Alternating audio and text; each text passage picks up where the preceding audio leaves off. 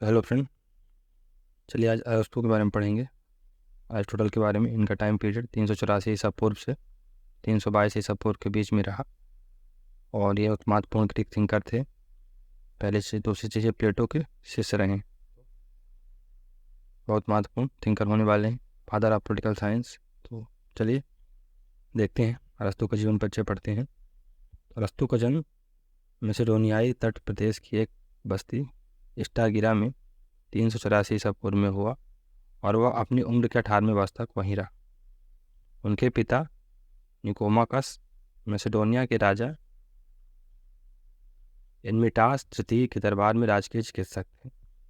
अरस्तू को वे चिकित्सा और जीव विज्ञान की गहरी दिलचस्पी थी। 367 ईसा पूर्व में अरस्तू प्लेटो की छत्र छाया में दर्शन का अध्ययन करने के लिए एथेंस जाकर बस गया।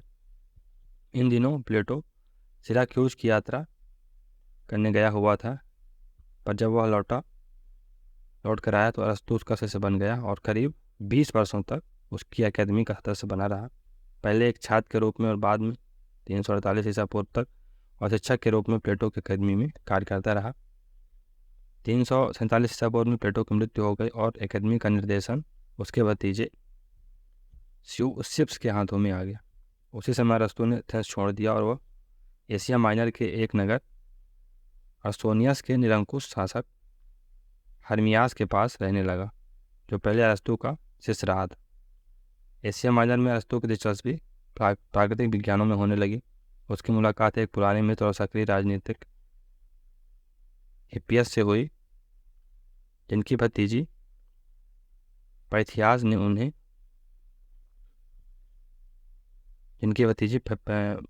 पैथियास से उन्होंने विवाह कर लिया था। 2 वर्षों बाद यानी 342 ईसा पूर्व में अरस्तू को मैसेडोनियन नरेश फिलिप ने आमंत्रित किया ताकि वह उसके 13 वर्षीय पुत्र सिकंदर की शिक्षा दीक्षा का दायित्व संभाल ले। बाद में वही सिकंदर महान कहलाया। 384 ईसा पूर्व में जब सिकंदर ने एशिया की ओर अभियान किया तब अरस्तू मैसेडोनिया से विदा होकर एथेंस लौट गया। वहाँ उसने दर्शन का एक विद्यालय खोला जो अपने निकटवर्ती मंदिर के नाम पर द लाइसियम कहलाया। 322 ईसा पूर्व में सिकंदर की मृत्यु के बाद वह जब एथेंस में मैसेडोनिया विरोधी दल सत्तारूढ़ हुआ तो उसने अन्य कार्यवाहियों के साथ साथ अरस्तू पर देवों का अपमान अभियोग लगाने की तैयारी की थी। तब अरस्तू एथेंस से भाग गया और उसी वर्ष यूबिया के चलसिस नामक स्थान पर उसका देहांतवास हो गया। संक्षेप में अरस्तू एथेंस में नहीं, स्टागिरा में एक शाही चिकित्सक के घर में पैदा हुआ था। वह प्लेटो का शिष्य और सिकंदर का महान गुरु था। सिकंदर ने एथेंस पर नियंत्रण स्थापित कर लिया, अतः एथेंसवासी सिकंदर से क्षुब्ध थे। सिकंदर की मृत्यु होते ही उन्होंने उसके गुरु अरस्तू के खिलाफत शुरू कर दी। इस खिलाफत और संभावित जीवन हानि से बचने के लिए अरस्तू ने यह कहकर एथेंस छोड़ दिया कि मैं एथेंस वासियों को दर्शन के विरुद्ध दूसरा अपराध तो नहीं करने दूंगा। उन्होंने दर्शन के विरुद्ध पहला अपराध सुकरात को मृत्यु देकर किया था। एथेंस वासियों ने सुकरात ने इतने विषयों पर लिखा है कि उसे सभी जानकारों का गुरु, मास्टर ऑफ देमनोन कहा जाता है। मैक्सी अरस्तू के बारे में क्या कहते हैं कि अरस्तू प्रथम राजनीतिक वैज्ञानिक है। कारण संविधानों का वर्गीकरण और राजनीति को दर्शन शास्त्र से पृथक करना। बारकर अरस्तू में जो वैज्ञानिक दृष्टिकोण था वह एक बड़ी सीमा तक उसकी पारिवारिक पृष्ठभूमि की ही देन थी। अब चूंकि उसके पिता चिकित्सक थे तो फैमिली बैकग्राउंड से उसके जो वैज्ञानिक दृष्टिकोण है विकसित हुई। अरस्तू को तुलनात्मक राजनीति का पिता कहा जाता है, यानी कंपैरेटिव पॉलिटिक्स का भी फादर अरस्तू को कहा जाता है। यह कहने का कारण है कि उसने 158 संविधानों का अध्ययन व तुलना की थी। अरस्तू को संविधानवाद का पिता भी कहा जाता है क्योंकि उन्होंने संविधान के शासन के बजाय रूल ऑफ लॉ का समर्थन किया। तो रूल ऑफ लॉ का समर्थन करते हैं कौन? अरिस्टोटल। अरस्तू नागरिक समाज यानी सिविल सोसाइटी के आधुनिक विचार के भी जन्मदाता हैं क्योंकि वे निजी क्षेत्र और सार्वजनिक क्षेत्र को पूरक मानते हैं। जहाँ एक नागरिक के लिए वे संपत्ति व परिवार का अधिकार सुरक्षित करते हैं, वहीं वो उसके शासन और सार्वजनिक कार्यों में भागीदारी आवश्यक मानते हैं। अरस्तू ने राजनीति विज्ञान को मास्टर साइंस कहा है। प्लेटो के शिक्षण संस्था का नाम एकेडमी, जबकि अरस्तू की शिक्षण संस्था का नाम क्या था? लिसियम। यह निकटवर्ती मंदिर के नाम पर था। अरस्तू प्राय अपने शिष्यों को उद्यान में घूमते हुए पढ़ाया करता था। अतः इसे भ्रमणशील दार्शनिक का विद्यालय भी कहा जाता है। लिसियम में पढ़ाए जाने वाले केंद्रीय विषय प्राणी शास्त्र और इतिहास थे। अरस्तु ने अपने मित्र एक्सनोक्रेटिस को लिसियम का अध्यक्ष बनाया था। तो अरिस्टोटल स्वयं लिसियम का अध्यक्ष नहीं बना था, अपने एक मित्र एक्सनोक्रेटिस को लिसियम का अध्यक्ष बनाया था। अरस्तु की प्रमुख पुस्तकें, प्रारंभिक 3 पुस्तकें उसकी राजनीति से रिलेटेड। द पॉलिटिक्स, इसका मुख्य विषय नगर राज्य है, यानी पोलिस से ही पॉलिटिक्स शब्द बना। द कॉन्स्टिट्यूशन, तो इसमें 158 संविधानों का तुलनात्मक अध्ययन है। संविधानों में मुख्यतः एथेंस का संविधान है। निकोमेकियन एथिक्स, ये नीति शास्त्र है, इसमें मानव आत्मा का अध्ययन है। निकोमेकियन उसके पुत्र के नाम निकोमाचस पर है। ये जो पुस्तक है निकोमेकियन एथिक्स, उसके पुत्र के नाम पर है। उसका नाम क्या था? निकोमाचस। अरस्तु ने पॉलिटिक्स में राज्य के संगठन और राजनीतिक तरीकों का विश्लेषण किया। निकोमेकियन एथिक्स में इस विश्लेषण से संबंधित नैतिक पूर्वधारणाएं। निकोमेकियन एथिक्स में दुनिया का प्रयोजनवादी यानी टेलोलॉजिकल विश्लेषण किया गया है। अरस्तु के अनुसार ब्रह्मांड के प्रत्येक वस्तु का एक टेलोस होता है, अर्थात एक इंड होता है, एक साध्य होता है, एक प्रयोजन होता है। मानव का टेलोस है यूडोमोनिया, अर्थात हैप्पीनेस, खुशी प्राप्त करना। यूडोमोनिया खुशी से कुछ ज़्यादा होता है। अरस्तु के अनुसार इसका तात्पर्य सद्गुण वर्चूस के अनुसार तर्क संगत जीवन जीने का अभिप्राय है। वर्चू सद्गुण 2 प्रकार के होते हैं, सोफिया अर्थात बौद्धिक और सैद्धांतिक विवेक, और फ्रोनेसिस यानी व्यवहारिक विवेक। तो सोफिया क्या है? सोफिया है बौद्धिक व सैद्धांतिक विवेक, और फ्रोनेसिस है व्यवहारिक विवेक। द आर्ट ऑफ रिटोरिक, ये अलंकार शास्त्र है। फिर यूडोमोनियन एथिक्स ऑन द सोल, इसमें आत्मा की अमरता का विवेचन किया गया है। एंड उसकी नेक्स्ट पुस्तक है ऑन द पाइथागोरियंस। अरस्तु की अन्य पुस्तकें हैं डी एनिमा, ये मनोविज्ञान से संबंधित है। फिर on justice, on poets, on wealth, on soul, on sciences, on spices and genus, on reduction, on definition, फिर on animal dissection, on planet, on motion, on astronomy, Homeric problem, on magnet, Olympic victors, proverbs and on the river Nile. मी फास्टर क्या कहते हैं अरस्तु के बारे में? कि अरस्तु की महानता का प्रमाण उसकी रचनाओं में मिलता है, ना कि उसकी जीवनी में। अरस्तु के महानता का प्रमाण उसकी रचनाओं में मिलता है। पॉलिटिक्स के बारे में चलिए पढ़ते हैं। पॉलिटिक्स 8 भागों में विभाजित था। कितने? 8 भागों में। इसमें विषय की दृष्टि से वार्कर के अनुसार 3 खंडों में बांटा जा सकता है। पहले खंड में पहले, दूसरी और तीसरी पुस्तकें हैं। पहली पुस्तक, इसमें राज्य की प्रकृति, राज्य के उद्गम, आंतरिक संगठन तथा दास प्रथा का वर्णन मिलता है। दूसरी पुस्तक, इसमें प्लेटो जैसे विचारकों द्वारा प्रतिपादित आदर्श राज्य व स्पार्टा, क्रीट, कार्थेज आदि तत्कालीन राज्यों की समीक्षा है। तीसरी पुस्तक, इसमें राज्यों का वर्गीकरण, नागरिकता व न्याय के स्वरूप का विवेचन है। दूसरे खंड में चौथी, पाँचवीं और छठवीं पुस्तकें हैं। चौथी पुस्तक में इसमें विभिन्न वास्तविक शासन प्रणालियों का वर्णन है। पाँचवीं पुस्तक में इसमें विभिन्न शासन प्रणालियों में होने वाले वैधानिक परिवर्तनों और क्रांतियों के कारणों का उल्लेख दिया हुआ। छठवीं पुस्तक में वे उपाय दर्शाए गए हैं जिनसे लोकतंत्रों और अल्पतंत्रों को स्थिर बनाया जा सकता है। तीसरे खंड में 7वीं और 8वीं पुस्तकें हैं, जिसमें आदर्श राज्य और उसके सिद्धांतों का विवेचन किया गया। जेलर क्या कहते हैं? कि अरस्तु की पॉलिटिक्स प्राचीन काल से विरासत में प्राप्त होने वाली एक सर्वाधिक मूल्यवान नीति और राजनीति विज्ञान के क्षेत्र में प्राप्त होने वाला महानतम योगदान। बारकर क्या बोलता है? कि द पॉलिटिक्स में कोई विशेष नया नहीं है। जैसा मैग्ना कार्टा में उनका उद्देश्य भी कुछ नया लिखने का नहीं था, मात्र पिछली घटनाओं को वर्गीकृत कर देना था। काइंड ऑफ ये आलोचना कर रहा है। पॉलिटिक्स में अरस्तु ने सर्वोच्च सत्ता को जनता के हाथों में माना, यानी सामूहिक निर्णय बुद्धि का सिद्धांत दिया। वो स्वयं लिखते हैं कि समिति यानी बहुसंख्या अपने सर्वाधिक चतुर सदस्यों से भी चतुर होती है। जबकि निकोमेकियन एथिक्स पुस्तक में उन्होंने बुजुर्गों और बुद्धिमानों के विचारों को ज़्यादा महत्वपूर्ण माना है। प्लेटो के दार्शनिक शासक के विपरीत अरस्तु का कहना है कि जनता की सामूहिक बुद्धि सबसे बुद्धिमान शासक से बेहतर होती है। आदर्श राज पॉलिटी में सार्वजनिक नीति का निर्णय करने का अधिकार तो समुदाय का होगा। यह लोकतांत्रिक प्रक्रिया होगी। सामुदायिक निर्णय बुद्धि के सिद्धांत पर आधारित होगा, पर उन निर्णयों के क्रियान्वयन एग्जीक्यूशन का अधिकार विशेषज्ञों एक्सपर्ट को दिया जाएगा, अर्थात क्रियान्वयन में पॉलिटी कुलीन तंत्री होगी। यही मिश्रित संविधान। सेवाइन अरस्तु ने जन हिस्सेदारी स्वीकार की है और संवैधानिक शासन को एक रियायत नहीं बल्कि आदर्श राज्य का एक गुण माना है।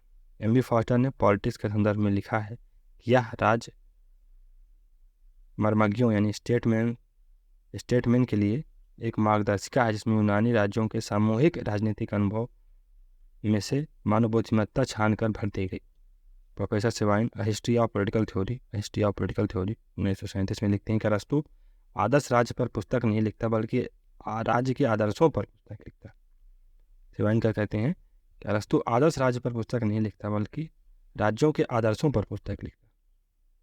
अरस्तु अपनी कृत पॉलिटिक्स में प्लेटो की रिपब्लिक में वर्णित आमूल परिवर्तनवादी यानी रेडिकल सुधारों, जिसमें दार्शनिक राजा, संपत्ति व परिवार का साम्यवाद के विचारों का के विपरीत हो उदार यथास्थितिवाद यानी लिबरल कंजर्वेटिज्म उदार रूढ़िवाद का समर्थन करता है। वह वर्तमान संस्थाओं यानी परिवार, संपत्ति आदि व परंपराओं को बनाए रखना चाहता है। इस प्रकार से प्लेटो एक स्टेटस कोइस्ट थिंकर है। अरिस्टोटल एक स्टेटस कोइस्ट थिंकर है जो रेडिकल चेंज नहीं चाहता। एक कंजर्वेटिव थिंकर है जो रेडिकल चेंज प्रेफर नहीं करता है। अरस्तु के इन धीमे व व्यवहारिक सुधारों को बाद में एडमंड बर्क और इंग्लिश फेबियनवादियों ने अपनाया। अरस्तु ने स्वर्णिम मध्यम मार्ग यानी गोल्डन मीन का कॉन्सेप्ट दिया। मिश्रित संविधान मिक्स्ड कॉन्स्टिट्यूशन क्या होगा, पॉलिटी, और मध्यम वर्ग के शासन पर जोर दिया, तो यानी middle class role of middle class पर जोर दिया। केनी क्या बोलते हैं, केनी ने आरोप लगाया है कि द पॉलिटिक्स एक पिछड़ी हुई फीमेल रचना। इस आरोप का कारण यह है कि अरस्तु तत्कालीन राजनीतिक परिवर्तनों के प्रति उदासीन थे। उनका शिष्य सिकंदर एक साम्राज्य का निर्माण कर रहा था, जबकि वे अब भी नगर राज्य की ही आदर्श मान रहे थे। मैकिलवेन पॉलिटिक्स को राजनीतिक दर्शन के गौरव ग्रंथों में भ्रमपूर्ण कृति कहते हैं। मैकिलवेन पॉलिटिक्स को राजनीतिक दर्शन के गौरव ग्रंथों में भ्रमपूर्ण कृति कहते हैं। अरस्तु की पॉलिटिक्स का ग्रीक से हिंदी अनुवाद भोलानाथ शर्मा ने किया है। अरस्तु व प्लेटो की तुलना। तो बिल डोरा क्या कहते हैं कि दर्शन के प्रति झुकाव और स्नेह के कारण हमारे महत्वाकांक्षी नवयुवक अरस्तु के मन में अपने आध्यात्मिक पिता के विरुद्ध एक प्रकार का विरोधाभास जागृत हो गया। वह यह संकेत करने लगा था कि प्लेटो के साथ विवेक दर्शन का अवसान न हो, जबकि प्लेटो अपने शिष्यों के विषय में कहने लगा था कि वह गधे के उस बच्चे की तरह जो अपनी माँ का दूध चूस लेने के उपरांत उसे लात मार देता है। ऐसा कौन बोलते हैं? ऐसा प्लेटो बोलते हैं अरस्तु के लिए। बिल डोरा जैसे ब्रूज सीजर को कम प्यार नहीं करता परंतु रोमन को अधिक प्यार करता है, उसी प्रकार अरस्तु के लिए प्लेटो का प्यार अवश्य है परंतु सत्य दर्शन उससे भी अधिक प्यारा है। तो प्लेटो अरस्तु क्या बोलते हैं? अरस्तु कहते हैं कि प्लेटो इज डियर, प्लेटो मेरे लिए प्रिय हैं, लेकिन truth is more dear to me. तो इनकेस अगर कभी प्लेटो और सत्य में किसी एक को चुनना पड़ा तो मैं सत्य को चुनूंगा, प्लेटो को नहीं। अरस्तु का प्रसिद्ध राज्यों का वर्गीकरण यानी क्लासिफिकेशन ऑफ स्टेट्स प्लेटो की कृति स्टेटमैन से लिया गया, जबकि विधि का शासन रूल ऑफ लॉ और मिश्रित संविधान प्लेटो की कृति द लॉज से साम्यता रखता है। तो ये भी याद रखिएगा। प्लेटो और अरस्तु का संबंध वैसा ही जैसा बेंथम व जेसमिल का है। दोनों ने अपने गुरुओं के सिद्धांतों के एक बड़े भाग का खंडन कर एक नई नींव रखी। जेसमिल ने भी बेंथम के यूटिलिटेरियनिज्म को संशोधित करके एक नई थ्योरी को प्रोपाउंड किया था। इसी प्रकार अरस्तु ने भी प्लेटो के कुछ सिद्धांतों को खंडन करके एक नई थ्योरी प्रोवाइड की। प्लेटो के समान अरस्तु भी कुलीन शासन यानी एरिस्टोक्रेसी को आदर्श मानते हैं। फोस्टर अरस्तु शुद्धता सिद्धांतकार था, जबकि प्लेटो ऐसा नहीं था। अरस्तु ने प्लेटो को दार्शनिक शासक के विचार को स्वीकार किया है, तो अरस्तु ने प्लेटो के दार्शनिक शासक यानी फिलोसफर किंग के विचार को स्वीकार किया है। इसके स्थान पर कानून के शासन यानी रूल ऑफ लॉ को इम्पोर्टेंस देता है कौन? अरिस्टोटल का मानना था कि जो ग्रुप ऑफ पीपल है, लोगों की समिति है, वो ज़्यादा अच्छे डिसीजन पर अराइव हो सकती है रदर देन कि एक सिंगल कोई पर्सन जिसके पास नॉलेज है, फॉर एग्जांपल फिलासफर की, एक सही निर्णय पर पहुंची। तो ऐसा मानना था अरस्तु का। प्लेटो राजनीतिक दर्शन, जबकि अरस्तु राजनीति विज्ञान का जनक है।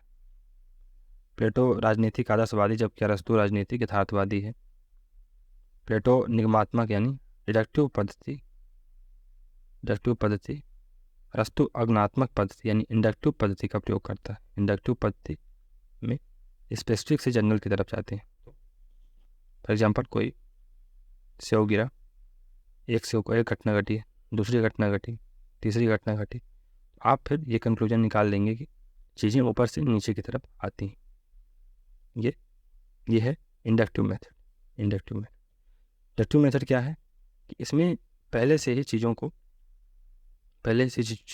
विजुलाइज कर लिया जाता है। फॉर एग्जांपल, त्रिभुज के तीनों कोणों का योग 180 होता है, ऐसा पहले मान लिया गया। अब इसको सिद्ध करना है तो आप सिद्ध करते रहिए, लेकिन पहले से ही मान लिया गया। तो प्लेटो क्या करते हैं? प्लेटो पहले से ही एक आदर्श राज्य की, आइडियल स्टेट की कल्पना कर लेते हैं, जबकि अरिस्टोटल खंडों खंडों में चीज़ों को देख के और फिर बताता है कि क्लासिफिकेशन के माध्यम से कि पॉलिटी बेस्ड स्टेट।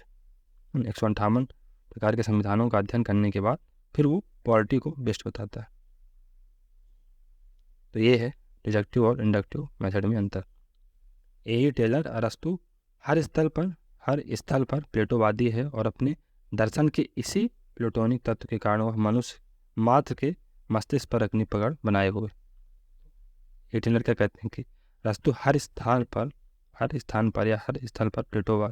प्लेटोवादी है और अपने दर्शन के इसी प्लेटोनिक तत्व के कारण वह मनुष्य मात्र के मस्तिष्क पर अपनी पकड़ बनाए हुए।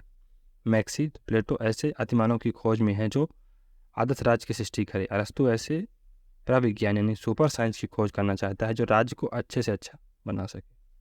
अरस्तु की अध्ययन पद्धतियाँ तो अज्ञानात्मक पद्धति है, इंडक्टिव मेथड है। यह वैज्ञानिक पद्धति है जो विषय से सामान्य की ओर चलती है। कौवा उड़ता है, कबूतर उड़ता है, चील उड़ती है, अतः पक्षी उड़ते हैं। गीता मरणशील है, रहीम मरणशील है। गीता, ये भगवद गीता नहीं, गीता किसी लड़की का नाम है। गीता मरणशील है, रहीम मरणशील है, रहीस मरणशील है, इसलिए सभी मनुष्य मरणशील हैं। तो स्पेसिफिक कोई चीज़ है, स्पेसिफिक इंस्टेंसों को लेकर एक नई सिद्धांत दिया जाता है, मतलब जनरलाइजेशन कर दिया जाता है, ऐसा ही हो। तुलनात्मक यानी कंपैरेटिव है, तो एरिस्टोटल को फादर ऑफ कंपैरेटिव पॉलिटिक्स भी कहा जाता है। तुलनात्मक पद्धति भी अपनाते हैं।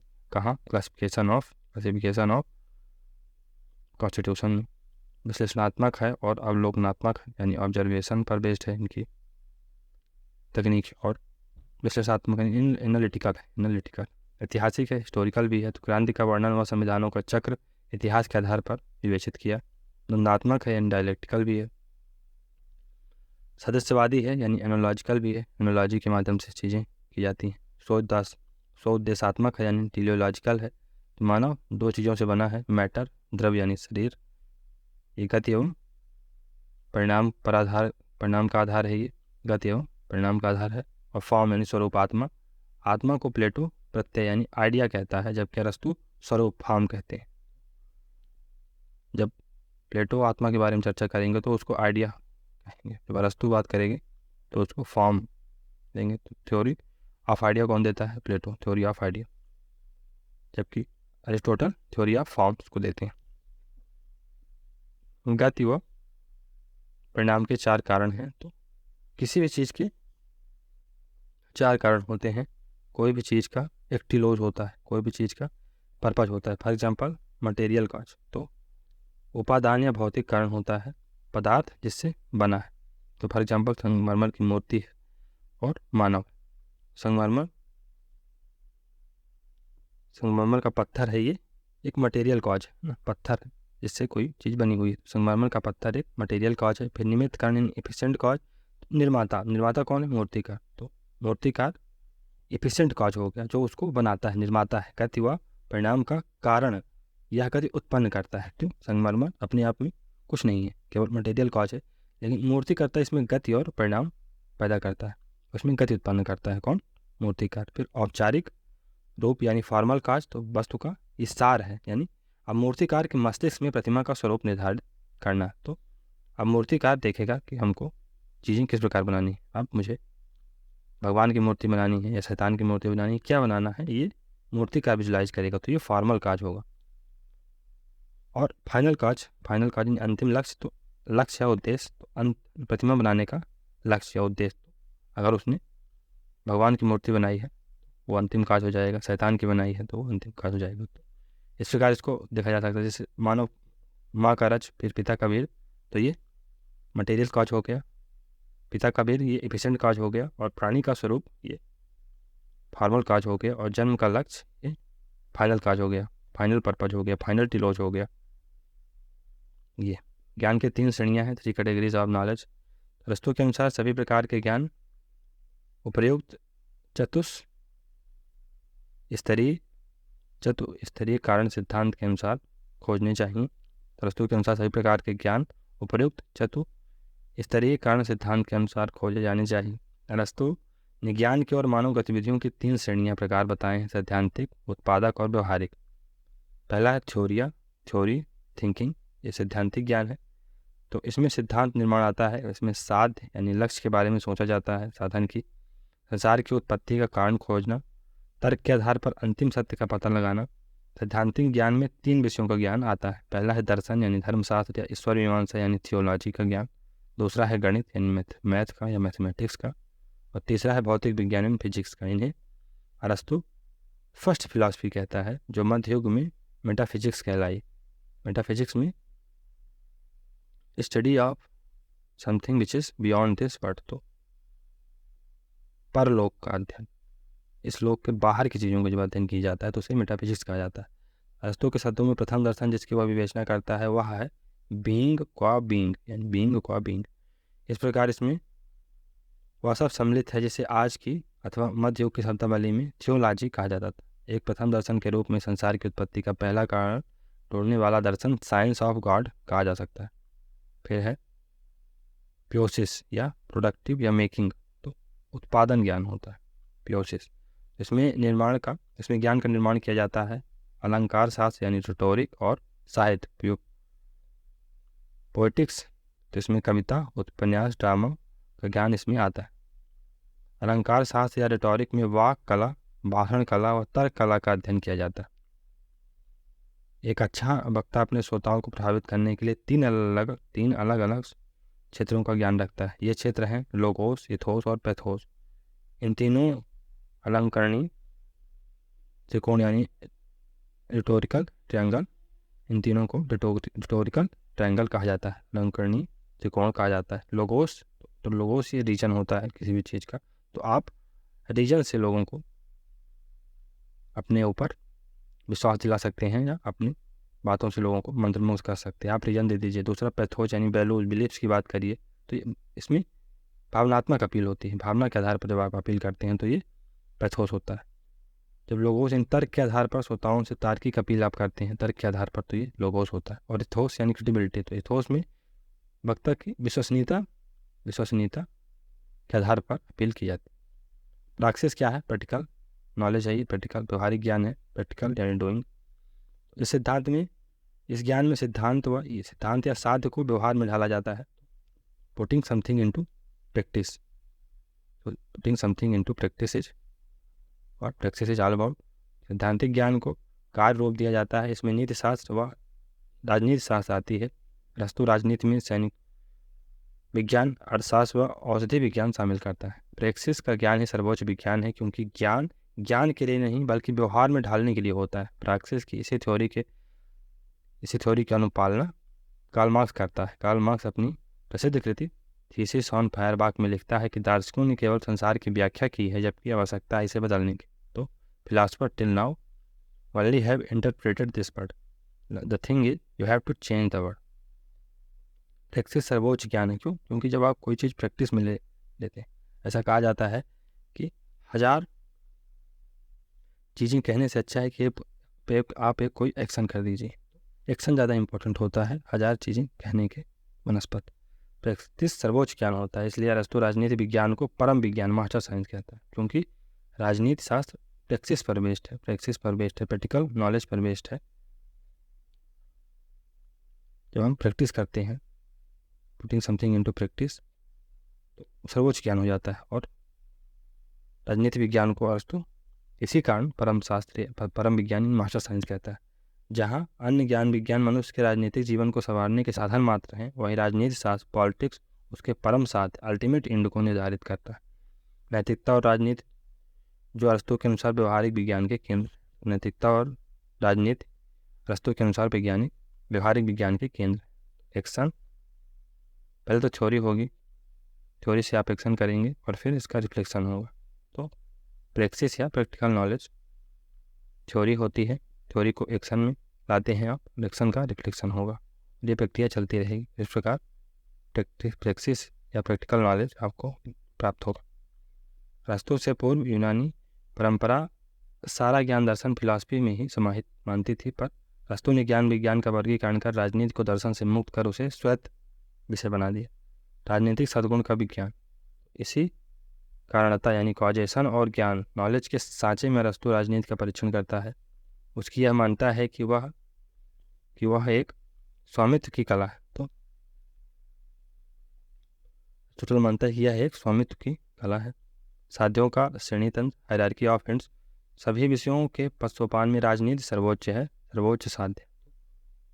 राजनीति जो कि प्रैक्टिस पर बेस्ड है, जो कि प्रैक्टिकल नॉलेज पर बेस्ड है। तो निष्ठ है राज्य के बारे में अरस्तु टोटल क्या सोचते हैं। तो राज्य, अरस्तु का राज्य सावयावी या ऑर्गेनिक है, इसका निर्माण नहीं बल्कि विकास हुआ है। यह प्राकृतिक संस्था है, यह प्राकृतिक एवं स्वाभाविक है, यह नैतिक संस्था है, यह एक मॉरल इंस्टीट्यूशन। पहले परिवार बना, सबसे पहले फैमिली बनी, फिर उसके बाद विलेज बनते हैं और बहुत सारे विलेजों का समूह मिलकर राज्य का निर्माण करते हैं। तो फैमिलीज, बहुत सारे फैमिलियों का समूह मिलकर विलेज, और बहुत सारे विलेजों का समूह बनकर राज्य बनता है। राज्य परिवारों और ग्रामों का ऐसा समुदाय है जिसका उद्देश्य पूर्ण और आत्मनिर्भर जीवन की प्राप्ति।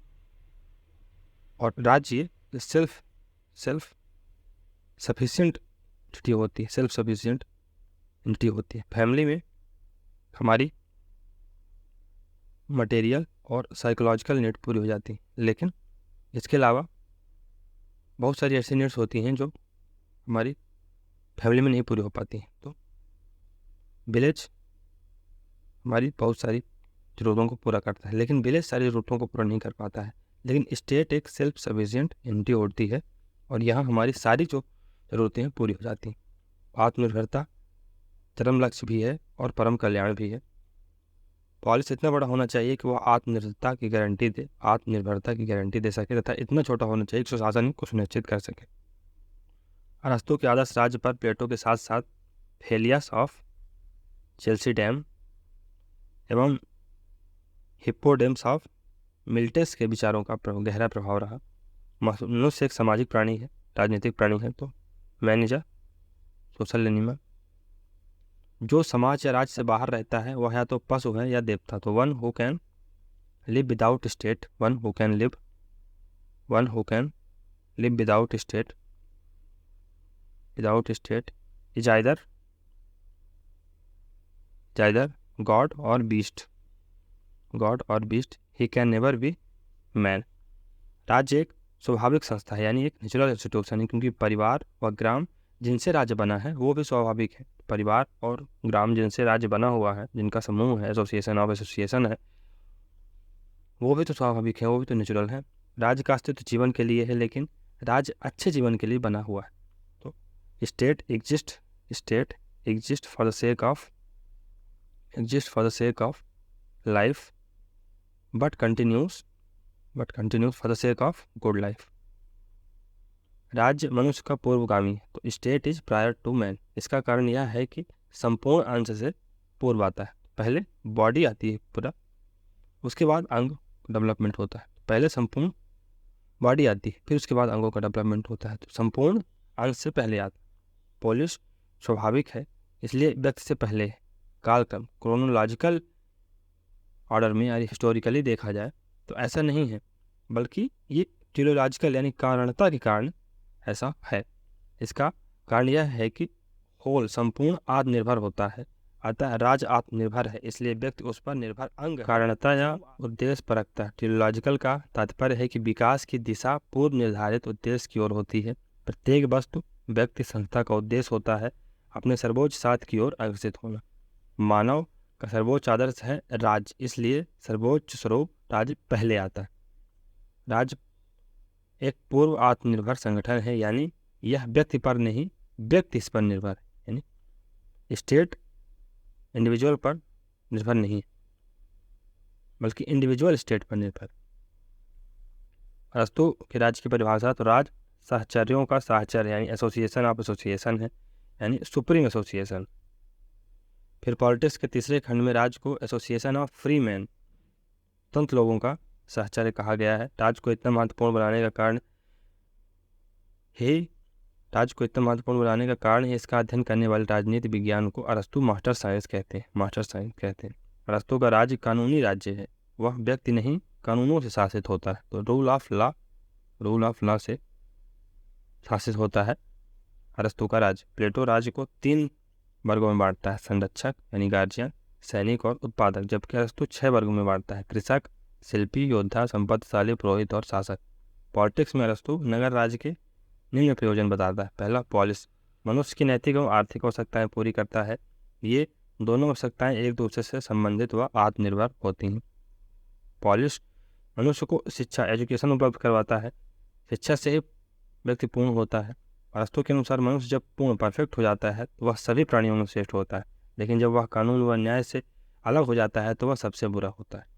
पॉलिस तीसरा लक्ष्य क्या है इसका? तीसरा प्रयोजन नैतिक भलाई की सामाजिक पूर्व शर्तें प्रदान करता है। इस प्राकृतिक समुदाय में मानव साझा हितों में खुशी तलाशते हैं। राज्य का स्वरूप अरस्तु के अनुसार राज्य की उत्पत्ति मात्र जीवन की आवश्यकताओं से होती है, परंतु इसका अस्तित्व सदजीवन की सिद्धि के लिए बना रहता है। अर्थात राज्य का अस्तित्व उदात्त कार्यों के लिए है, मात्र सहचर्य के लिए नहीं।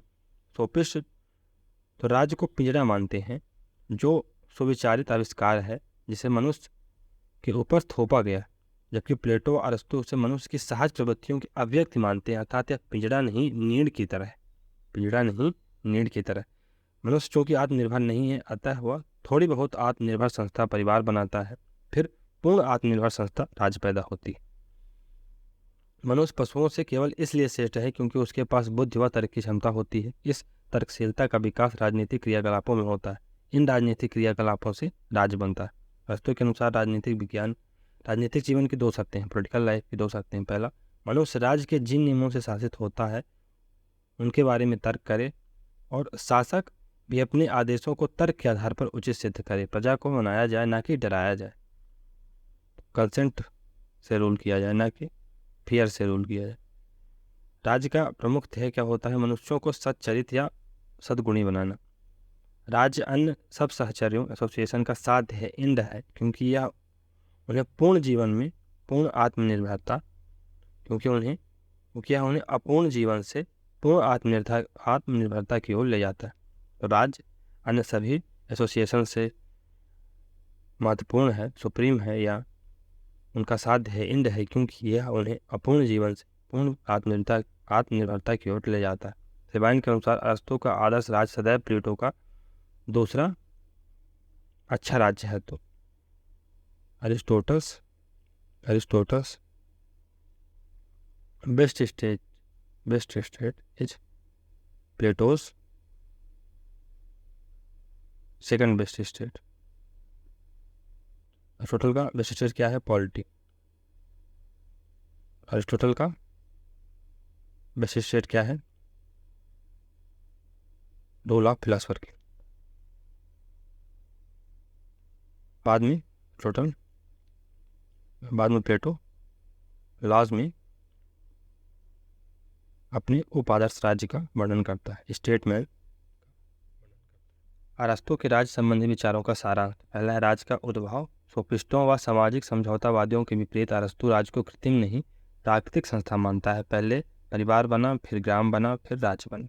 जहाँ प्लेटो राज्य को व्यक्ति का विराट स्वरूप मानता है, यानी प्लेटो क्या कहता है कि state is individual at large, वहीं अरस्तु परिवार का विराट रूप मानता है। स्टेट को फैमिली का स्टैंडर्ड रूप मानता है कौन?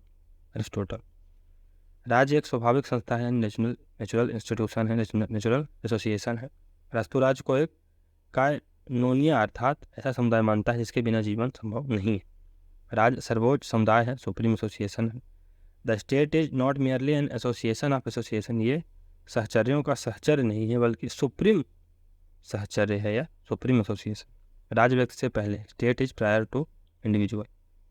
ऐतिहासिक दृष्टि से तो व्यक्ति पहले पैदा हुआ, पर मनोवैज्ञानिक व तार्किक दृष्टि से राज्य पहले आता है, बाद में व्यक्ति आता है। इस प्रकार पहले शरीर आता है, बाद में अंग आते हैं, पूर्ण पहले आता है, अंश बाद में आते हैं। तो जैसे फॉर एग्जाम्पल कोई कार आई, तो सबसे पहले आप कार को पूरी तरह से नहीं देखेंगे, दूर से अगर आप देखेंगे तो आपको कार दिखाई देगी, लेकिन जैसे जैसे चीज़ें नज़दीक आती जाएंगी, कार आपके नज़दीक आती जाएगी, तो आपको उसके पहिए दिखेंगे, उसकी हेडलाइट दिखेगी, उसके शीशे दिखेंगे, तो वो बाद में दिखेगा, लेकिन शुरू में तो आपको केवल कार ही दिखेगी। तो इसी प्रकार पहले हमें पूर्ण दिखाई देता है, बाद में अंग दिखाई देते हैं। पहले हमें शरीर दिखाई देता है, बाद में अंग दिखाई देते हैं। राज्य अंतिम व पूर्ण संस्था यानी फाइनल और परफेक्ट फॉर्म है। राज्य का सावयवी या जैविक स्वरूप है, यानी ऑर्गेनिक नेचर है। राज्य जीव तुल्य है तथा व्यक्ति अंगों के तुल्य है जो जीव पर निर्भर है। तो राज्य एक जीव है, एक ऑर्गेनिज्म है, और उसके जो अंग हैं वो सिटीजन है। तो इवन इफ फॉर एग्जाम्पल हाथ है, एक व्यक्ति है, उसके हाथ है, तो अगर हाथ को काट भी दिया जाए, फॉर एग्जाम्पल हाथ की तुलना सिटीजन से की जाए, तो अगर सिटीजन को काइंड ऑफ नष्ट भी कर दिया जाए, फिर भी व्यक्ति का अस्तित्व बना रहेगा जब तक जीव है। राज्य आत्मनिर्भर संस्था यानी सब सफिशिएंट इंस्टीट्यूशन है। राज्य का उद्देश्य राज्य की सत्ता उत्तम जीवन के लिए है, न कि जीवन के लिए। अरस्तु का सब मानना है। अरस्तु के लिए व्यक्ति का उद्देश्य खुशी होता है, जबकि राज्य का उद्देश्य आत्मनिर्भरता। अरस्तु राज्य का हित व व्यक्ति का हित अविभाज्य है, ऐसा मानते हैं। युद्ध का विरोध। अरस्तु के अनुसार राजमर्मज्ञ का उद्देश्य दिग्विजयी होना नहीं है। मनुष्यों को काम करने व लड़ाई करने में सामर्थ्य तो होना चाहिए, पर आराम, अवकाश व शांति अधिक श्रेष्ठ कर। अरस्तु का प्रसिद्ध कथन है कि युद्ध होना चाहिए शांति की खातिर व काम होना चाहिए आराम की खातिर। युद्ध होना चाहिए शांति की खातिर और काम होना चाहिए आराम की खातिर। अवकाश कार्य से श्रेष्ठ है। Leisure is better than work. कैसे, तो देखते हैं। युद्ध का ध्येय शांति है, श्रम का ध्येय अवकाश है। कार्य, श्रम व अवकाश दोनों आवश्यक हैं, परंतु अवकाश कार्य से श्रेष्ठ है। Leisure is better than work. अरस्तु द्वारा अवकाश के आधार पर दासता औचित्यता स्थापित की जाती है। नागरिकता की अवधारणा, सर्वोत्तम जीवन पद्धति, सद्गुणों के विकास व राजनीतिक जीवन का आधार बिंदु अवकाश है। नागरिक वह होगा जो राजनीतिक व सार्वजनिक जीवन में सक्रिय भागीदारी करेगा। भागीदारी के लिए तर्क, बुद्धि एवं सद्गुण अपेक्षित हैं। सद्गुणों व तर्क बुद्धि के विकास के लिए अवकाश होना जरूरी है। जब आपके पास लेजर टाइम होता है, एक व्यक्ति क्या करता है? अगर व्यक्ति की मटेरियल सेटिस्फेक्शन मिल गया, तो उसके बाद व्यक्ति इंटेलेक्चुअल सेटिस्फेक्शन के बारे में बात करेगा, है ना, तो तर्क की बात करेगा। तो अगर व्यक्ति के पास लेजर का टाइम है, अवकाश है व्यक्ति के पास, तो सोचेगा, विचारेगा, हमारा जीवन कैसे हुआ, हम कौन उत्पन्न हुए, हमारे जीवन का पर्पज क्या है। ये सब चीज़ें कब आएंगी? जब आपके पास फालतू का time, in the sense leisure का टाइम होगा, आपके पास अवकाश का टाइम होगा, आपकी मटेरियल नीड्स पूरी हो गई हैं, अब आपको स्पिरिचुअल नीड्स की तरफ बढ़ना है। अगर इंडियन फिलॉसफी में देखा जाए तो अवकाश तब मिलेगा जब कार्य करने के लिए दास होंगे। ऐसा टोटल का मानना था कि अगर दास हैं तो दास आपके रोज़मर्रा के काम कर लेंगे, है ना, तो आपको उन कामों को करना नहीं पड़ेगा। तो वो काम आप लेजर में बिताएंगे, अवकाश में बिताएंगे, आप सोच में बिताएंगे, तर्क करने में बिताएंगे। यह अवकाश का तात्पर्य विश्राम, निद्रा, निठल्लापन, निष्क्रियता, मनो विनोद, रंगरेलिया आदि से नहीं है, बल्कि आनंद, सुखानुभूति, तार्किकता, ज्ञान के लिए सक्रियता से है। अवकाश सत्कर्म और सद्गुणों यथा उदारता, विशाल हृदयता, साहस आदि उदात्त प्रवृत्तियों के विकास के लिए आवश्यक शर्त है। परिवार, फैमिली। परिवार असमानता, इनइक्वलिटी वाला समूह है जहाँ लिंग, आयु व क्षमता, गुणों की वजह से अंतर पाया जाता है। यही अंतर असमानता को जन्म देता है। अरस्तु कहता है कि परिवार असमानता का क्षेत्र है, जिससे अधिक महत्वपूर्ण समानता का क्षेत्र राज विकसित होता है। यहाँ यह पति पत्नी बच्चों और दासों के मिलने से बनता है। परिवार का मुखिया पति होता है। अरस्तू के अनुसार राज्य का अपने नागरिकों पर शासन तथा मुखिया का परिवार पर शासन एक जैसा नहीं होता बल्कि अलग होता है। तो authority of master is different from that of family head. तो इसी तरह राजा की प्रजा पर सत्ता, मालिक की दास पर सत्ता एक नहीं होती है। Masters authority different from ruler, क्योंकि दास जन्म से ही निम्न व स्वयं शासन के अयोग्य है जबकि नागरिक योग्य होते।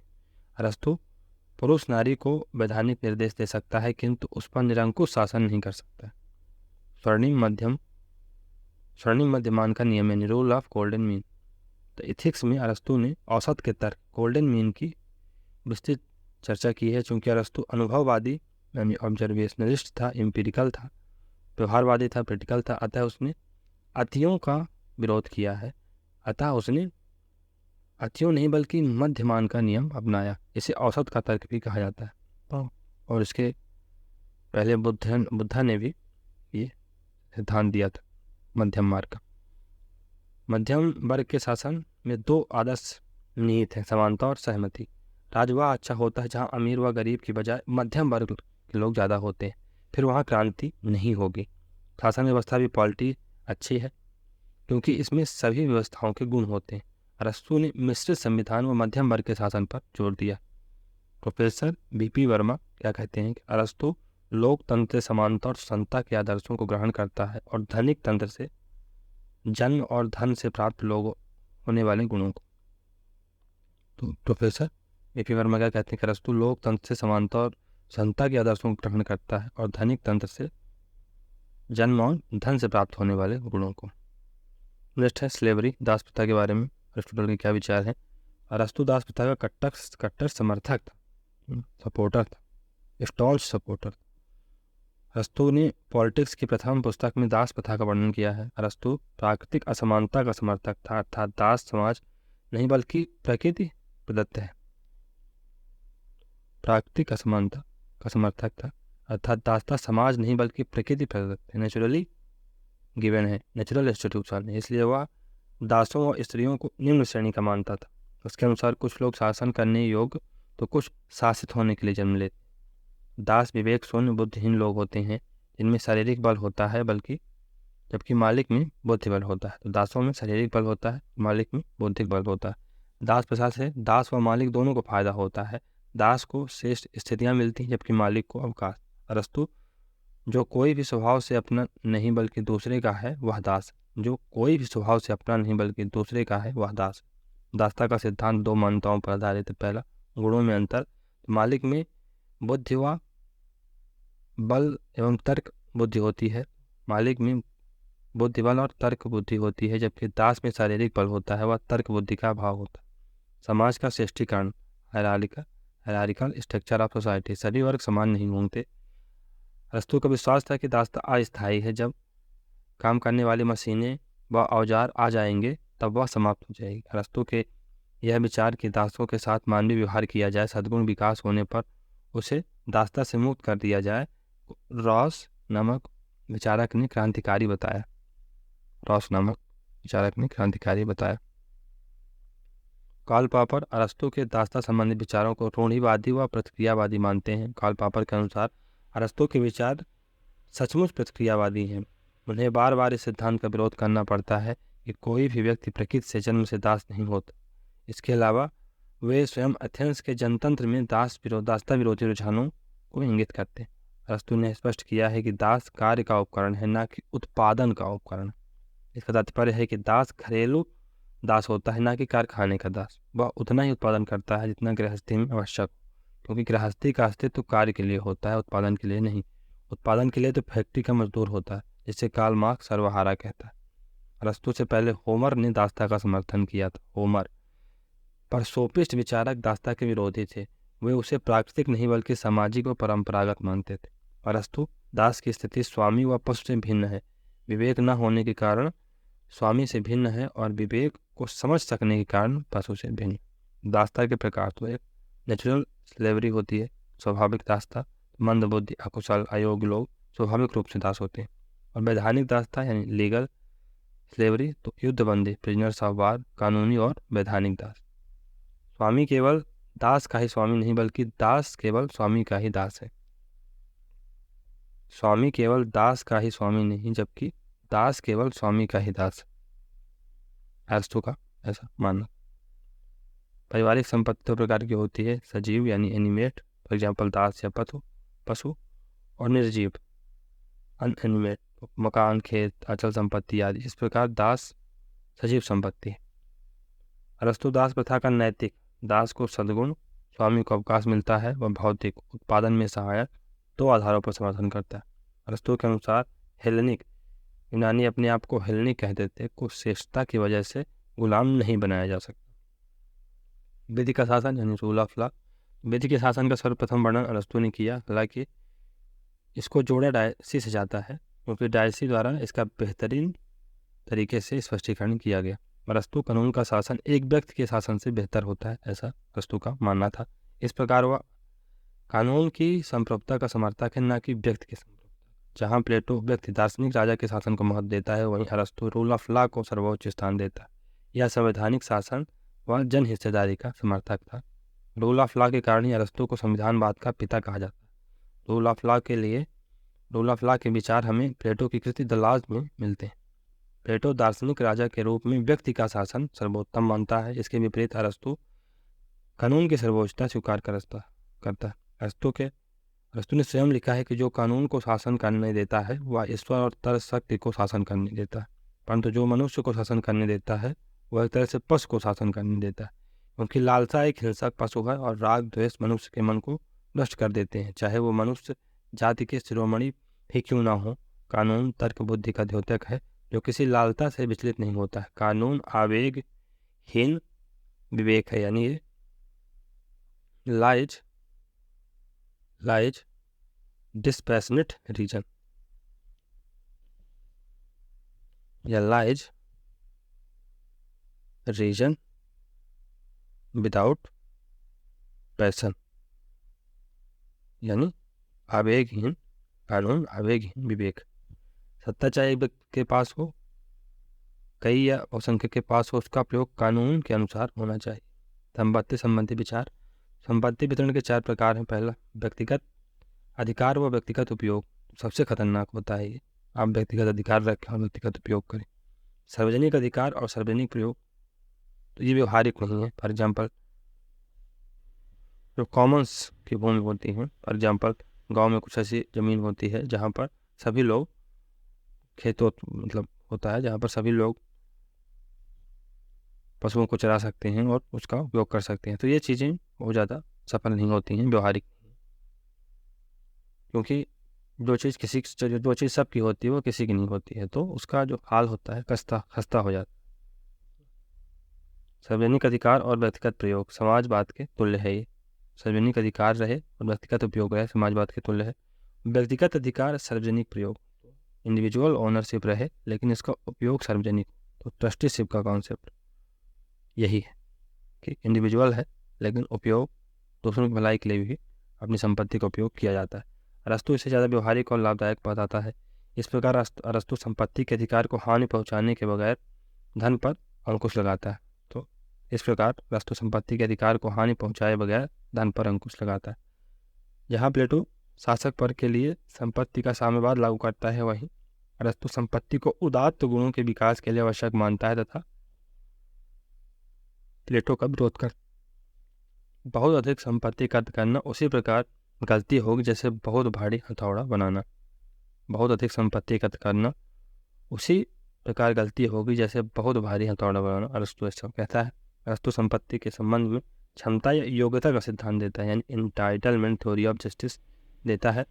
इंटाइटलमेंट थ्योरी ऑफ प्रॉपर्टी, जो जितना योग्य होगा, क्षमतावान होगा, उसका पद सम्मान व धन उतना ही ज़्यादा होगा। परंपरागत उदारवादी व जो new liberals for example Hayek, Nozick, Friedman, ये भी योग्यता सिद्धांत के समर्थक हैं, इंटाइटलमेंट थ्योरी के समर्थक। नागरिकता यानी सिटीजनशिप, ग्रीक पर्याय पोलिटेई, पोलिटेई। नागरिकता का सर्वप्रथम वर्णन अरस्तु ने किया। नागरिक कौन नहीं होगा? स्त्रियां नहीं होंगी, दास नहीं होंगे, बूढ़े और बच्चे नहीं होंगे, शिल्पी नहीं होंगे और विदेशी नहीं होंगे। प्लेटो स्त्री समानता का समर्थक, जबकि अरस्तु स्त्री को असमान व निम्न स्तरीय दर्जा देता है। राजबाह पुलिस से नागरिकों पोलिटई का एक समुदाय। कोइनोनिया है। तो राजबाह दृष्टि पुलिस से नागरिकों पोलिटई का एक समुदाय यानी कोइनोनिया है, अरस्तु ऐसा बोलता है। ग्रीक पर्याय तो राज, नगर, राज, पुलिस, नागरिकता, पोलिटई, संविधान, पोलिटी और समुदाय, कोइनोनिया। नागरिकता का आधार नहीं है मूल निवास, जन्म स्थान व कानूनी अधिकार। नागरिकता के आधार विधायी व न्यायिक कार्यों में सक्रिय भागीदारी, पॉलिटिकल पार्टिसिपेशन, ये आधार होगा। नागरिकता के लिए दूसरा अवकाश, लेजर टाइम आपके पास है। इसका मतलब है कि आपके पास दास है, दास व संपत्ति, फिर तार्किक बुद्धिमत्ता व विवेक। हीटर का क्या मानना था कि अरस्तु सार्वजनिक मामलों में हिस्सेदारी को मिथ्या मानते हैं। यह अधिकार निश्चित वर्ग के बाहर दूसरों को नहीं मिल सकता था, भले ही उसमें कितनी ही क्षमता क्यों ना हो। वास्तव में यूनानी नागरिकता अधिकारों पर उतनी आधारित नहीं जितनी की जिम्मेदारियों पर। निष्कर्षतः नागरिकता शासक वर्ग का विशिष्ट अधिकार है। तो ये शासक वर्ग का प्रिविलेज है नागरिकता। अरस्तु नागरिक को दूसरों से जो चीज़ प्रभावशाली रूप से अलग करती है वह है न्याय व सत्ता में हिस्सेदारी, अर्थात कानूनी, राजनीतिक और प्रशासनिक पदों पर आसीन होना। सच्चा नागरिक वह होता है जो शासन के अधिकार में पूरा हिस्सा लेता है, शासन करने और शासित होने में पूरी जिम्मेदारी निभाता है ताकि सद्गुणी जीवन निर्मित हो सके। प्लेटो के विपरीत अरस्तु लैंगिक समानता का पक्षधर नहीं है। वह स्त्रियों को शासन के कार्यों से दूर रखता है, उन्हें नागरिक नहीं मानता है। अरस्तु ने स्त्री को अनुत्पादक पुरुष यानी इनफर्टाइल मेल बताया है। अरस्तु कहता है कि पुरुष एक विशेष क्षमता यानी शासन कार्यों में भागीदारी व तर्क बुद्धि के कारण पुरुष होता है और स्त्री विशेष अक्षमता के कारण स्त्री होती है। पति पत्नी का संबंध राजा व प्रजा के संबंध से अलग होता है। राजा व प्रजा के संबंध परिस्थितियों के अनुसार बदलते रहते हैं, जबकि पति स्वाभाविक रूप से प्रभुत्वकारी होता है और स्त्री आज्ञाकारी होती है।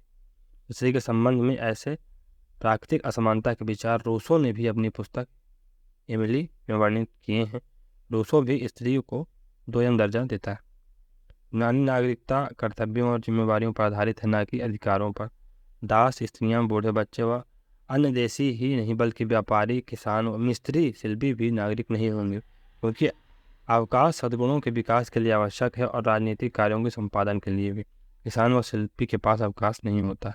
एम.बी. फॉस्टर अरस्तु का नागरिक समुदाय प्लेटो के दोनों संरक्षक वर्गों यानी शासन और सैनिक का प्रतिरूप है। बस अरस्तु संरक्षक वर्ग के मध्य दीवार खड़ी नहीं करता। श्रेष्ठ नागरिक व श्रेष्ठ मानव में अंतर, difference between good man and good citizen. Plato श्रेष्ठ नागरिक व श्रेष्ठ व्यक्ति में अंतर नहीं करता, जबकि अरस्तु करता। श्रेष्ठ नागरिक आवश्यक नहीं है कि श्रेष्ठ मानव हो, पर श्रेष्ठ मानव श्रेष्ठ नागरिक होगा। अच्छे मानव के गुण एक अच्छे नागरिक के गुणों से ज़्यादा श्रेष्ठ होते हैं। श्रेष्ठ नागरिक वह होता है जो अपने देश के संविधान व कानूनों का पालन करता हो, उसके निर्माण में सक्रिय रहता हो तथा अपने देश के प्रति वफादार होता है। विकृत राज व्यवस्थाओं, फॉर एग्जाम्पल निरंकुश तंत्र, गुटतंत्र आदि में भी जो इन सत्ताधारियों के आदेशों का पालन करे वह अच्छा नागरिक। इस प्रकार अच्छा नागरिक शासन और सत्ता के सापेक्ष होता है, जबकि श्रेष्ठ मानव की अवधारणा सार्वभौमिक रूप से एक होती है। उसकी अच्छाइयाँ व सद्गुण शासन व्यवस्था और सत्ता से निरपेक्ष होते हैं। उसमें दया, करुणा, सत्यनिष्ठा, ईमानदारी के गुण होते हैं। महात्मा गांधी परतंत्र भारत में एक अच्छे नागरिक नहीं बल्कि एक अच्छे मानव थे। अरस्तु के अनुसार अच्छी राज्य व्यवस्था में हो सकता है कि श्रेष्ठ नागरिक श्रेष्ठ मानव। दोस्तों, रिवॉल्यूशन क्रांति के बारे में अरस्तु क्या सोचते हैं पढ़ते हैं। अरस्तु के अनुसार शासन प्रणाली यानी संविधान में परिवर्तन ही क्रांति है। चेंज इन कॉन्स्टिट्यूशन ये रिवॉल्यूशन। राजतंत्र से निरंकुश तंत्र आना क्रांति है। परिवर्तन छोटा हो या बड़ा क्रांति है। तो एनी चेंज, बिग और small can be considered as revolution. जहाँ क्रांति का मूल कारण विषमता है, वहीं प्रत्येक संविधान में विशेष कारण भी होते हैं। जैसे प्रजातंत्र में धनिकों की असंतुष्टि तथा गरीबों द्वारा निरपेक्ष समानता लागू करना तथा भड़काऊ नेता। फिर राजतंत्र में दरबारी कुटिलताएं, जहाँ गरीब जहाँ निरपेक्ष समानता चाहता है, अमीर वहीं समता को बनाए रखना चाहता है। गुटतंत्र यानी ओलिगार्की में समानता और जनतंत्र में असमानता की मनोवैज्ञानिक इच्छा क्रांति का कारण रहती है। क्रांति रोकने का सबसे अच्छा उपाय है मध्यम वर्ग का शासन, तो रूल ऑफ मिडिल क्लास। एक रूढ़िवादी यानी कंजर्वेटिव होने के नाते अरस्तु क्रांति और परिवर्तनों के विरुद्ध था, जबकि रेडिकल होने के नाते कार्ल मार्क्स क्रांति का प्रबल समर्थक। मैकियावेली के अनुसार अरस्तु क्रांति को कानूनी क्रांति के बजाय राजनीतिक परिवर्तन अधिक मानता है। क्रांति के मामले में अरस्तु यथास्थितिवादी यानी स्टेटस कोइस्ट है। उसका क्रांति के अध्ययन का उद्देश्य राजनीतिक स्थिरता के उपाय खोजना है, न कि क्रांतियों को बढ़ावा देना। क्रांति रोकने के उपाय, पहला है शक्ति पर नियंत्रण व उसका विभाजन, अर्थात शक्ति एक वर्ग के हाथ में ना हो। जनता में संविधान या शासन के प्रति आस्था बनाए रखना। सम्मान व पदों का न्यायपूर्ण वितरण। परिवर्तनों को प्रारंभ में ही रोकना। आर्थिक असमानता कम करना। समाज में मध्यम वर्ग को बढ़ावा देना। ये क्रांति को रोकने के कुछ साधन हो सकते हैं। क्लासिफिकेशन ऑफ कॉन्स्टिट्यूशन, संविधानों का वर्गीकरण। अरस्तु शासन प्रणाली को ही संविधान कहता है। अरस्तु एक संविधान को हम राज्य के पदों का संगठन कह सकते हैं, जिसमें उसका वितरण तय होता है, सार्वभौमिक सत्ता तय होती है तथा संगठन व उसके सदस्यों के द्वारा उद्देश्य तय होते हैं। अरस्तु को इस वर्गीकरण के कारण ही राजनीतिक वैज्ञानिक कहा जाता है, पॉलिटिकल साइंटिस्ट कहा जाता है। इस वर्गीकरण की प्रेरणा प्लेटो को स्टेटमेंट से मिलती है। इस वर्गीकरण की प्रेरणा प्लेटो की स्टेटमेंट है। तो स्टेटमेंट जो बुक है प्लेटो की, इस क्लासिफिकेशन ऑफ कॉन्स्टिट्यूशन की प्रेरणा है। कार्ल पॉपर के अनुसार अरस्तु सबसे अच्छी व्यवस्था पॉलिटी को मानता है। पॉलिटी में पहला प्लेटोवादी कुलीन तंत्र यानी एरिस्टोक्रेसी है, दूसरा संतुलित सामंतवाद है यानी फ्यूडलिज्म है, और लोकतांत्रिक विचार है। इस प्रकार पॉलिटी, सामंतवाद, कुलीन तंत्र व लोकतंत्र तीनों का मिश्रण है। पॉलिटी में सामंतवाद यानी फ्यूडलिज्म सबसे हावी है। अरस्तु जैव राज्य यानी ऑर्गेनिक स्टेट का तो समर्थक है, पर जैव व्यक्तिवाद का नहीं यानी ऑर्गेनिक इंडिविजुअलिज्म का समर्थक नहीं। तो ऑर्गेनिक स्टेट में यानी जैव राज्य में स्टेट सुप्रीम इंस्टीट्यूशन है और स्टेट की महत्ता इंडिविजुअल से ज़्यादा है, इसकी अरस्तु वकालत करता है। लेकिन ऑर्गेनिक इंडिविजुअलिज्म की नहीं, कि स्टेट सेकेंडरी है, इंडिविजुअल प्राइमरी है, ऐसा ऑर्गेनिक इंडिविजुअलिज्म मानता है। तो इसको अरस्तु डिनाई करता है। अरस्तु पॉलिटी को बचाओ स्टेट यानी सेव स्टेट कहता है, जो स्वर्णिम मध्यमान यानी गोल्डन मीन पर आधारित है। यहाँ मिश्र संविधान है और मध्यम वर्ग का शासन है। मध्यम वर्ग का शासन दो आदर्शों पर आधारित है, पहला समानता, दूसरा सहमति। प्लेटो और अरस्तु राज्य, समाज व सरकार में भेद नहीं करते हैं। वर्गीकरण 6 प्रकार के संविधान यानी शासन व्यवस्थाएं मानता है अरस्तु। पहला वर्गीकरण के आधार पर 2 है, संख्या के आधार पर, और दूसरा है शासन का उद्देश्य, लक्षित, परहित व स्वहित। प्लेटो ने जहाँ कानून का पालन करने वालों और न करने वालों के आधार पर संविधानों का वर्गीकरण किया है, वहीं अरस्तु ने शासकों की संख्या और शासकों के उद्देश्य के बारे में वर्गीकरण किया। तो संख्या, अगर एक व्यक्ति का शासन है तो सामान्य रूप से परहित में अगर होगा तो मोनार्की होगी, राजतंत्र होगा। लेकिन अगर इसका भ्रष्ट रूप क्या होगा, करप्ट फॉर्म क्या होगा, स्वहित में जब चीज़ें होने लगती हैं, सेल्फ इंटरेस्ट में, तो निरंकुश तंत्र, टायरनी आ जाती है। कुछ व्यक्तियों का शासन, तो अगर पब्लिक इंटरेस्ट जुड़ा हुआ है इससे, अभिजात तंत्र होगा, एरिस्टोक्रेसी होगी। लेकिन अगर सेल्फ इंटरेस्ट जुड़ जाएगा तो ऑलिगार्की हो जाएगी। बहुत लोगों का शासन, तो सामान्य रूप से पॉलिटी होगी, और अगर इसका परवर्टेड फॉर्म आएगा, करप्ट फॉर्म आएगा, तो लोकतंत्र, डेमोक्रेसी आएगी, भीड़ तंत्र, डेमोक्रेसी आएगी। और ये सबसे निकृष्ट है, सबसे लोएस्ट है, सबसे बेकार है। तो सबसे अच्छा होता है मिश्रित संविधान यानी मिक्स्ड कॉन्स्टिट्यूशन। सबसे अच्छी शासन व्यवस्था पॉलिटी है, जिसमें एरिस्टोक्रेसी व डेमोक्रेसी दोनों के गुण होते हैं, और यह संवैधानिक सरकार है। संविधान का चक्रीय सिद्धांत, तो थ्योरी ऑफ साइक्लिक चेंज। क्रांति यानी परिवर्तन के कारण कोई भी शासन व्यवस्था स्थिर नहीं रहती है। सबसे पहले मोनार्की आएगी, फिर मोनार्की के बाद टायरनी आएगी। तो एक व्यक्ति पास जब सत्ता आ जाती है तो वो धीरे धीरे निरंकुश हो जाता है। फिर जब निरंकुशता आ जाती है तो कुछ लोगों का ग्रुप इस निरंकुश शासक को हटा के स्वयं शासन ले लेता है। लेकिन जब कुछ लोगों के ग्रुप में एरिस्टोक्रेसी में सत्ता आ जाती है तो ये आपस में सत्ता के लिए झगड़ने लगते हैं, तो ये ओलिगार्की फॉर्म में चेंज हो जाता है, ओलिगार्की आ जाती है। लेकिन ओलिगार्की के बाद फिर पॉलिटी आती है जहाँ पर मध्यम वर्ग का शासन होता है, और मध्यम वर्ग का शासन पॉलिटी के बाद एक स्थिति आती है कि मेजोरिटी डोमिनेट करने लगती है, जिससे मोबोक्रेसी भीड़ तंत्र प्रमोट होता है और ये डेमोक्रेसी में तब्दील हो जाती है। फिर डेमोक्रेसी को चेंज होकर भीड़ तंत्र को समाप्त करके एक कोई राजा होगा जो अपने सत्ता फिर से स्वयं को सत्ता पर काबिज करके इन चीज़ों को समाप्त करेगा। तो कुल मिला के ये साइक्लिक चक्र चलता रहेगा। मोनार्की से टायरनी से एरिस्टोक्रेसी से ओलिगार्की, फिर पॉलिटी, फिर डेमोक्रेसी, इस प्रकार से यह चक्कर चलता ही रहेगा। अरस्तु के मिश्रित संविधान के विचार को बाद में रोमन विचारकों पोलिबियस और सिसरो, मध्ययुगीन विचारक सेंट थॉमस एक्विनास और आधुनिक विचारक मैकियावेली ने भी स्वीकार किया। एल्मंड 19वीं सदी तक मूल वर्गीकरण के रूप में काम करता रहा। यह सिद्धांत राजनीतिक विज्ञान के इतिहास में प्रथम व्याख्यात्मक सिद्धांत है जिसमें संस्थाओं, विचारों और रुझानों को प्रक्रिया और कार्यों से जोड़ा गया है। सत्ता विभाजन के सिद्धांत का यह मूल है।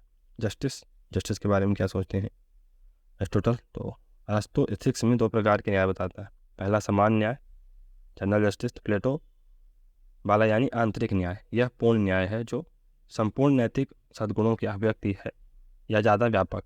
विशेष न्याय, स्पेशल जस्टिस। समान न्याय का व्यवहार में उपयोग यानी बाह्य क्रियाकलापों में उपयोग विशेष न्याय कहलाता है। अरस्तु ने अपनी रचना एथिक्स में न्याय के लिए यूनानी शब्द डिकायोसीन का प्रयोग किया अरस्तु न्याय और कानूनों के बिना व्यक्ति निष्कृतम पशु ऐसा मानते हैं। न्याय और कानूनों के कारण ही वह पशुओं से सर्वोत्तम है। यह कथन अरस्तु ने प्लेटो की द लॉज बुक से लिया। विशेष न्याय के 2 प्रकार होते हैं। वितरणात्मक न्याय होता है यानी डिस्ट्रीब्यूटिव जस्टिस, और दूसरा होता है परिशोधनात्मक न्याय यानी रेक्टिफिकेटरी या रेमेडियल जस्टिस। तो डिस्ट्रीब्यूटिव जस्टिस और करेक्टिव जस्टिस, परिशोधनात्मक न्याय या प्रतिवर्ती न्याय। वितरणात्मक न्याय में पद, सम्मान, धन व संपदा का वितरण किया जाता है। लेन देन का विनिमय और अपराधों का दंड इसमें करेक्टिव जस्टिस में दिया जाता है। वितरणात्मक न्याय में विधायिका द्वारा बंटवारा होता है। विधायिका को ग्रीक शब्द में एक टेक्निकल वर्ड है इसके लिए, इक्लेसिया। न्यायपालिका द्वारा हेलिया के द्वारा बंटवारा होता है परिशोधनात्मक न्याय में। ज्यामिति रेखागणित के आधार पर वितरण, अंकगणित के आधार पर वितरण होता है। अनुपातिक समानुपातिक न्याय यानी योग्यता के आधार पर वितरण, योग्यता का आधार सद्गुण होगा, तो यहाँ पर प्रोपोर्शनल जस्टिस होगा। एज पर योर कैपेसिटी या कैपेबिलिटी आपको वितरण मिलेगा।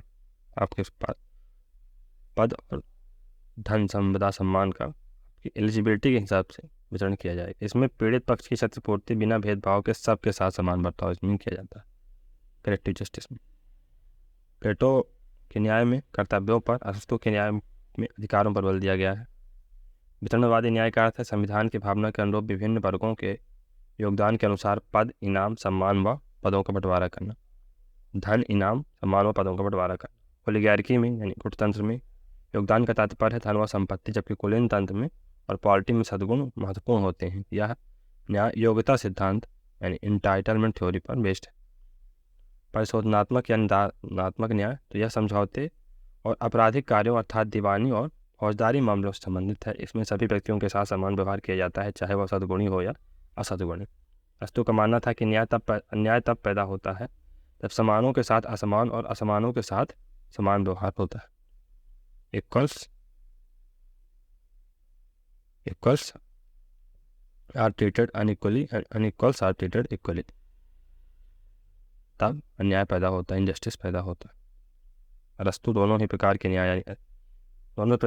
न्यायों में वो यथास्थितिवादी है, स्टेटस कोइस्ट है, कंजर्वेटिव रूढ़िवादी है। वितरणात्मक न्याय में वह आवश्यकता की बजाय योग्यता पर बल देता है, इसलिए रूढ़िवादी है। जबकि परिशोधनात्मक न्याय में वर्तमान स्थिति में परिवर्तन होने पर न्यायपालिका हेलिया फिर यथास्थिति स्थापित कर देगी। बारकर अरस्तु ने न्याय शब्द का प्रयोग साधुता के अर्थ में किया। महत्वपूर्ण कथन, तो प्लेटो अरस्तु को अकादमी का मस्तिष्क कहता है, माइंड ऑफ एकेडमी। लिशियम में अरस्तु घूमते हुए पढ़ाता था, अतः इसे भ्रमणशील दार्शनिक का विद्यालय भी कहा जाता है लिशियम को। अरस्तु ने अपने दोस्त एक्सनोक्रेटिस को लाइसियम का कुलपति बनाया था। इजाया बर्ली ने अपने लेख हेजहॉग और फॉक्स, जो कि 1953 में आती है, में प्लेटो को कांटेदार जंगली चूहा हेजहॉग की श्रेणी में रखता है, जो केवल एक बड़ी चीज जानता है, जबकि अरस्तु को लोमड़ी फॉक्स की श्रेणी में रखता है, जो बहुत कुछ जानता है। मैक्सी ने प्लेटो को प्रथम यूटोपियन यानी स्वप्नवादी, अरस्तु को प्रथम राजनीतिक वैज्ञानिक कहा है। मैक्सी के अनुसार अरस्तु यथार्थवादियों, वैज्ञानिकों, व्यवहारवादियों और उपयोगितावादियों का जनक है, जबकि प्लेटो आदर्शवादियों, कल्पनावादियों और क्रांतिकारियों के जनक। दांते ने उसे बुद्धिमानों व ज्ञानियों के गुरु की संज्ञा दी है। मैकिलवेन अरस्तु क्रांति को कानूनी परिवर्तन के बजाय राजनीतिक परिवर्तन अधिक मानता है। मैकिलवेन बोलते हैं सेवाइन अरस्तु स्वच्छंद बुद्धि का एक ऐसा रोमांस है जिसके ऊपर कानून, प्रथा या परंपरा का कोई प्रतिबंध नहीं। फिर सेवाइन प्लेटो तथा अरस्तु के प्रतिपादन में केवल यह अंतर है, और वह भी महत्वहीन प्रतीत होता है, कि प्लेटो अपने सच्चे राज्य को कानून प्रिय कहकर पुकारता है, जबकि अरस्तु उसे समान हित के लिए शासित कहकर पुकारता है।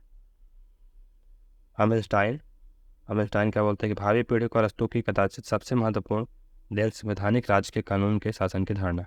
प्रोफेसर बार्कर प्रिंस मैकियावेली की कृति में क्रांति संबंधी विचारों का जो उल्लेख है वह मोटे रूप से अरस्तु के क्रांति संबंधी विचारों की टिप्पणियां मात्र हैं।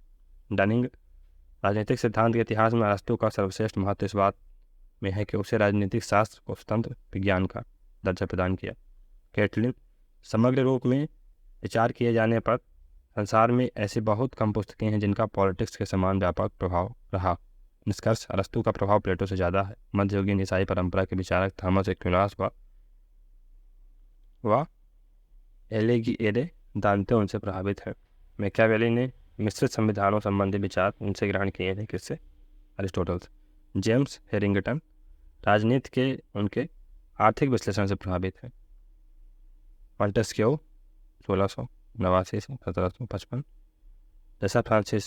जैसा फ्रांसीसी समाजशास्त्री उनके समाजशास्त्री पहलुओं को स्वीकार करता है तथा साथ ही सख्त पृथक्करण को। जब अरस्तु ने कहा कि राज्य व्यक्ति से पहले है, संपूर्ण अपने अंशों से पूर्व है, तो इसी से हीगल, कार्ल मार्क्स जैसे समूहवादियों ने प्रभावित हुए एकीकृत नैतिक समुदाय का विचार विकसित हुआ। मैकेंटायर जैसे समुदायवादी भी मनुष्य सामाजिक प्राणी है जैसे उसके विचारों से प्रेरणा ग्रहण करते हैं, लेकिन हॉब्स को अरस्तु का राजनीति को सद्गुण और नैतिकता से जोड़ना पसंद नहीं आया। उनके दृष्टि में अरस्तु का सिद्धांत वैज्ञानिक अनुसंधान में बाधा है। मैकेंटायर लिखते हैं कि शिकायत के साथ हॉब्स ने पदार्थ और स्वरूप यानी मैटर और फॉर्म, सार और अस्तित्व संबंधी अरस्तुवादी ज्ञान शास्त्र को स्वीकार कर दिया। आधुनिक विचारकों में हॉब्स अरस्तु की राजनीतिक वैज्ञानिकता का सबसे बड़ा आलोचक है। याद रखिए, आधुनिक विचारकों में हॉब्स अरस्तु की राजनीतिक वैज्ञानिकता का सबसे बड़ा आलोचक। क्यों? क्योंकि हॉब्स स्वयं खुद को साइंटिफिक बोलता है, दूसरे की आलोचना ही करेगा। कैटलिन अरस्तु सामान्य बुद्धि और स्वर्णिम मध्यम का सर्वोच्च देवदूत है। सिनक्लेयर अरस्तु वहाँ से प्रारंभ करता है जहाँ प्लेटो छोड़ देता है। फ्रेडरिक पोलक अरस्तु राजनीति व आचार के मत पृथकता के सिद्धांत का प्रवर्तक। मैक्सी या तो कोई राजनीतिक वैज्ञानिक प्लेटोवादी होगा या अरस्तुवादी होगा। बार्कर अरस्तु ने प्लेटो के द्वितीय सर्वोत्तम राज का अनुसरण किया। प्लूटार्क अरिस्टोटल अरस्तु कुछ सीमा तक अलेक्जेंडर सिकंदर के राजनीतिक मस्तिष्क का शिल्पी था।